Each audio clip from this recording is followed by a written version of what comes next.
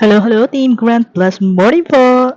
So, another weekend, another gala na naman tayo. Kaya naisipan nga namin mag-friendship na si Chris na gumala kasama ang chikiting na ito.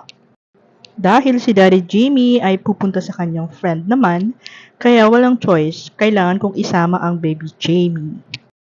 In-inform na nga kami ng aking friendship na nasa baba na daw siya. At nag-aantay na sa amin, kaya dali-dali na rin kaming bumaba. O diba? At talaga namang may special sundo pa kami, ang aking napakagandang kaibigan na si Chris.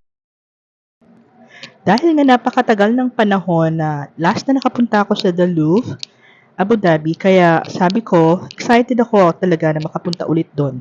Siguro mga 7 months old pa lang si Jamie nung last namin na pumunta as a family kasama si Daddy Jimmy. So for now, samahan nyo kami guys. Let's go, go, go! And as usual, medyo malamig pa rin dito kaya masarap talagang gumala-gala ngayong panahon. Bago nga pala kami umalis ay hindi namin na-inform si Jamie na pupunta kami sa The Louvre. Kaya nung makita niya, sobrang excited talaga siya. Kasi lagi lang namin nadadaanan ng The Louvre na ito. So ngayon, bigla siya nagulat nung dito kami pupunta. Nakakatuwa nga lang kasi free pass ang ticket ang bata na yan. So nag-umpisa na nga kami maglibot-libot dito sa tahimik na lugar sa loob. And in fairness, si Jamie, tahimik din siya. Sabi ko kasi wag siyang maingay dahil bawal ang maingay dito. Kaya naman, patingin-tingin lang din siya habang naglilibot-libot pa kami. At ipinaliwanag ko nga sa kanya na meron ding museum na pambata. Kaya looking forward siya maya-maya.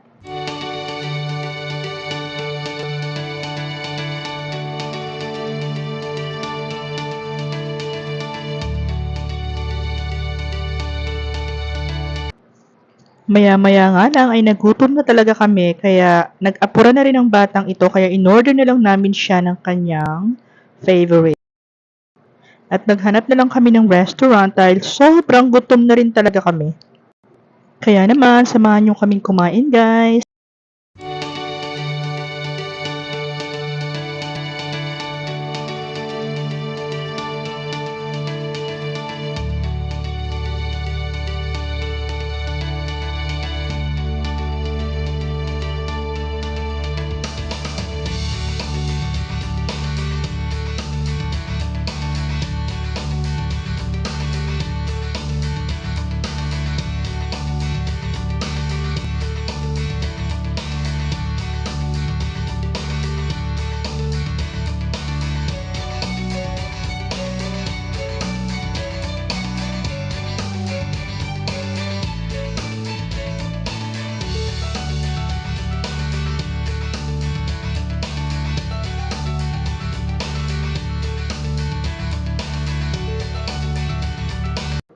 After nga namin kumain ay nag-ikot-ikot na ulit kami dahil marami pang hindi namin napupuntahan.